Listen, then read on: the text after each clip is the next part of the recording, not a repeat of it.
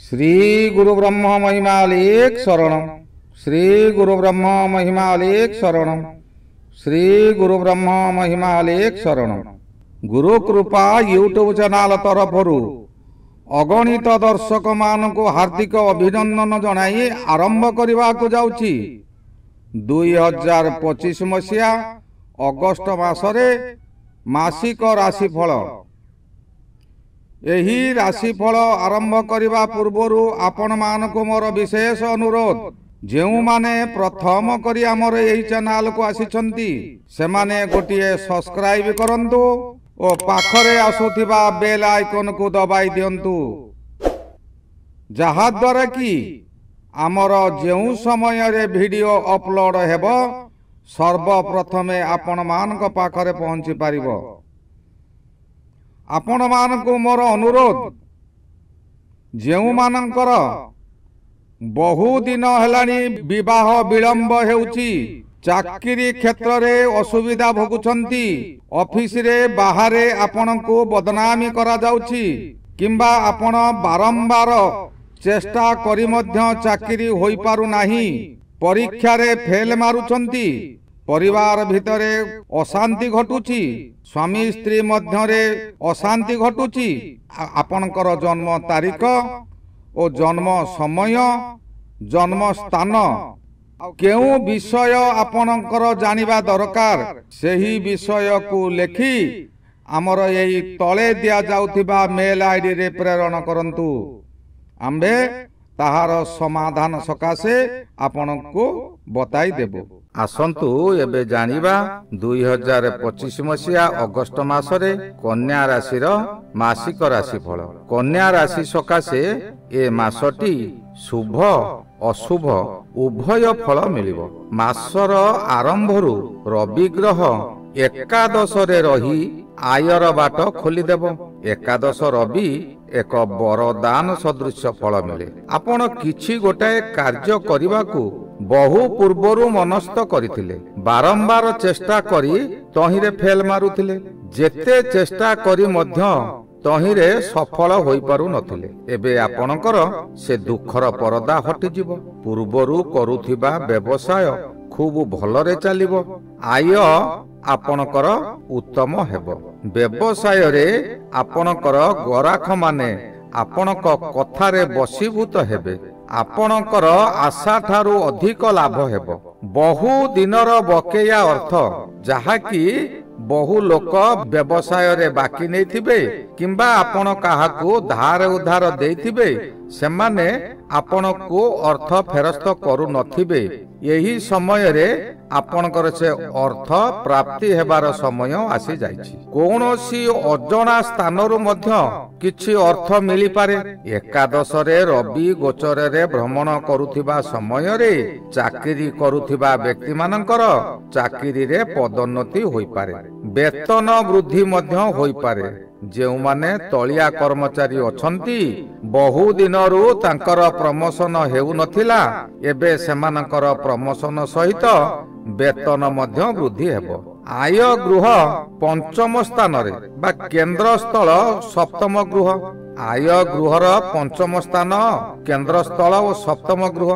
जेउ मानकर बहु चेष्टा करी विवाह होई पारु नाही, जन्म कोष्ठी रे मांगलिक दोष अछि, विवाह होई पारु नाही, किंबा सप्तमाधिपति और सप्तम गृह को राहुंकर दृष्टि अछि, सेमाने एही समय रे पुरुषंक कोष्ठी रे शुक्र ग्रहंकर और स्त्री कोष्ठी रे बृहस्पति ग्रहंकर प्रतिकार कले विवाह और संतान प्राप्ति होई पारे।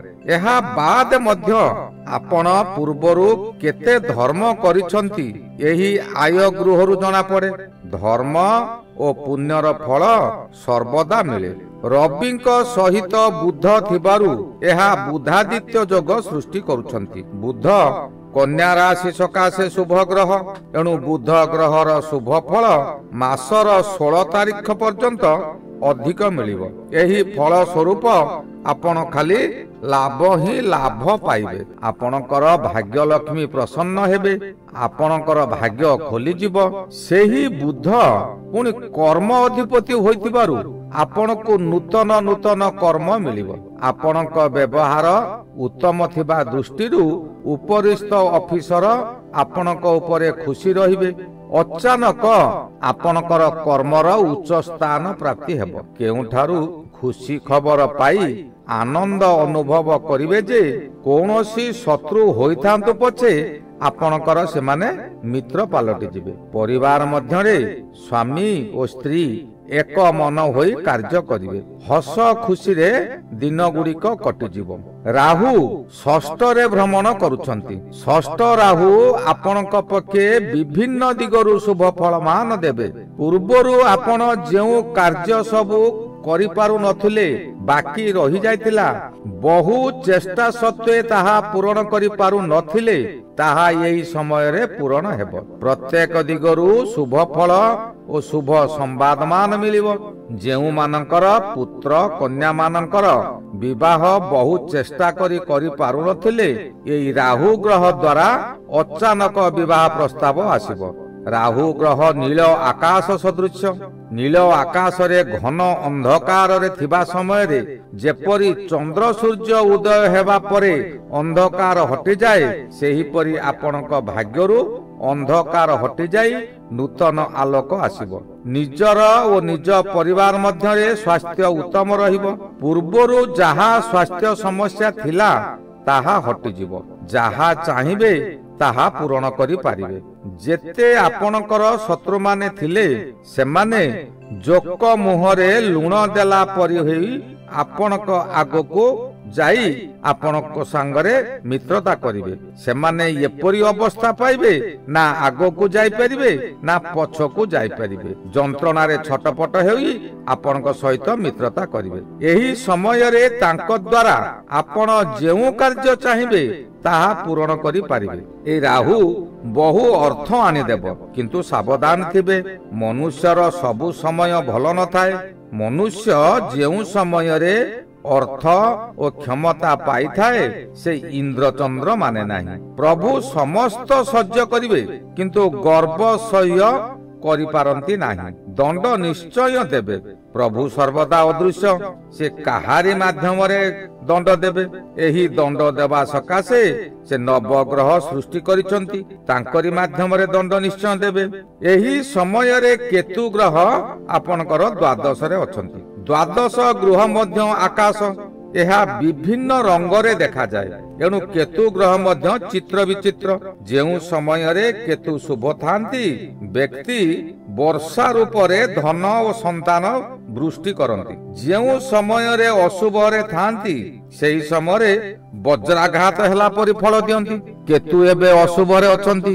ଏହି ଅଶୁଭ ଯେଉଁ ଗୃହରେ ଓ ଯେଉଁ ଗ୍ରହର ଗୃହରେ ଥିବେ, ତାଙ୍କରି ଦ୍ୱାରା ହିଁ ଫଳ ସେ ଦିଅନ୍ତି। ରବିଙ୍କର ଗୃହରେ ରହି କନ୍ୟା ରାଶି ଠାରୁ ଦ୍ୱାଦଶରେ ଅଛନ୍ତି।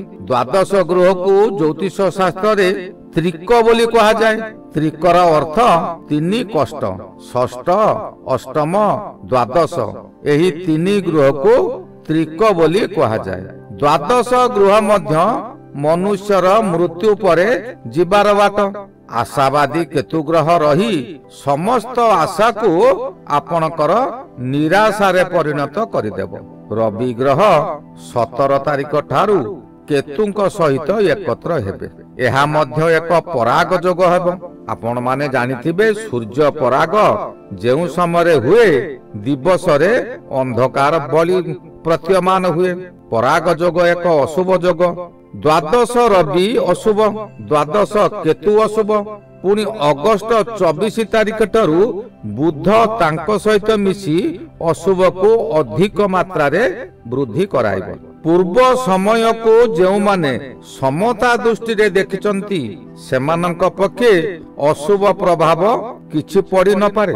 ଏହାର ଅର୍ଥ ହେଲା, ପୂର୍ବରୁ ଯେଉଁମାନେ ଦୁଃଖକୁ ସୁଖ ଓ ସୁଖକୁ ସୁଖ ବୋଲି ମଣୁଥାନ୍ତି, ସର୍ବଦା ସବୁ କାର୍ଯ୍ୟକୁ ସେ ସୁଖ ବୋଲି ମଣୁଥାନ୍ତି, ଦୁଃଖକୁ ଖାତିରି କରନ୍ତି ନାହିଁ, ସେମାନେ ଏହି ସମୟରେ କୌଣସି ବିପଦରେ ପଡ଼ିବେ ନାହିଁ। ଅର୍ଥାତ୍ ଆପଣଙ୍କୁ ବାଧିବ ନାହିଁ। ବିପଦ ତ ଆସିବ ହିଁ ଆସିବ, କିନ୍ତୁ ଆପଣଙ୍କୁ से विपद बाधिब नाही। एपरी परिस्थिति हेबो जे आपण चिंतारे चिंतारे सोई पारिबे नाही। जेउ माने आपणक निकटरू अर्थ नेइथिले सेमाने देबाको ना धरिबे नाही। जदि सेमानक सहित जुक्ति तर्क करिबे किंबा अति बाध्य करिबे से व्यक्ति आपणक सहित कलह करिबो, जहा द्वारा कि भविष्यत रे से अर्थ पाइबा असंभव होई पड़िबो किंबा से अर्थ बुड़ी जाई पारे। आपण मध्य अन्य मानक ठारू आनिथिबा अर्थ फेरस्त करि पारिबे नाही। ऋणदातांक चापरे आपण लुकायित रहिबे। एही समय रे शनि ग्रह सप्तम रे भ्रमण करूअछंती। ज्योतिष शास्त्र रे अछि आउ लोक कथा मध्य अछि। सप्तम रे शनि गोचर करूथिबा समय रे व्यक्तिक गृह रे कला कना बुलाई दिए, अर्थात एही समय रे आपणकर चोरी डकायती होई पारे। दिनकु दिन अवनति हेबा आपणक पक्षे किछि असंभव नुहे। आपण सामान्य सामान्य कथारे क्रोधित होई आईनीर आश्रय नेबे। जिए आपणक शत्रु सेमानक उपरे संदेह प्रकट करी आपण कोर्ट कचेरी रे केस देबे। मने करंतु आपणक घरु गोटे जिनिस चोरी होईची, आपणकर जे शत्रु सेमानक नारे संदेह करी आपण केस करिवे, किंतु से केस टी आपणकर मिथ्या बोली प्रमाणित हो जिवो, जहा द्वारा कि आपणकर सम्मान हानि घटिबो, धन हानि घटिबो, मृत्युवत पीड़ा मध्य भोगिबे। या मृत्यु ठारू भयंकर जंत्रणा भोगिबे। एणु सर्वदा सावधान होई रुहंतु, काहारी अनिष्ट चिंता करंतु नहीं। जानंतु जे मोर जिनिस चोरी होई गला मु संदेह रे काहारी नाम रे कोर्ट कचेरी किंबा थाना रे केस करिबी नाही। कारण सप्तम शनि आपण को बारंबार परीक्षा रे पकाइबो। आपणकर जिनिस हरण हेबो, सेही थारे जिनिस थिबो से जिनिस अदृश्य होई जिवो। आपण क्रोधित होंतु नाही किंबा काहारी नाम रे संदेह रे काहाकू किछि कोंतु नाही, नचेते झगड़ा हेबो, मारगोळ हेबो, शरीर मध्य आघात प्राप्त हेबो। आपण एही सब विषय प्रति सावधान रहिले अगस्त मासटी आपणकर भलरे कटि जिवो। एही गला 2025 मसिया अगस्त मासरे कन्या राशि मासिक राशिफल। श्री गुरु ब्रह्म महिमा अलेख शरण, श्री गुरु ब्रह्म महिमा अलेख शरण, श्री गुरु ब्रह्म महिमा अलेख शरण शरण शरण।